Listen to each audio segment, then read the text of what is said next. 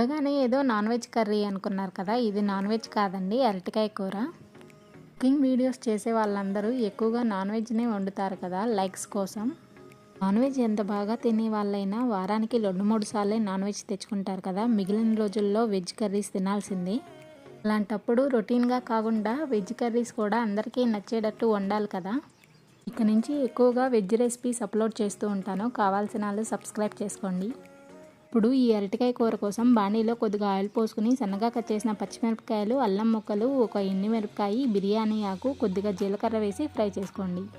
ఇప్పుడు 2 టమాటాలని మిక్సీలో వేసి గ్రైండ్ చేసుకుని ఆ ప్యూరీని వేసుకుని దానిలోకి 1 టేబుల్ స్పూన్ కారం, ధనియాల పొడి, పసుపు వేసుకుని కలుపుకోండి.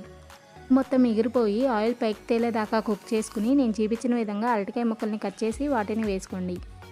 సరిపడా ఉప్పు వేసుకుని కొద్దిగా వాటర్ పోసుకుని అరటికాయ ముక్క ఉడికిన తర్వాత కొత్తిమీర వేస్తే రెడీ. Please like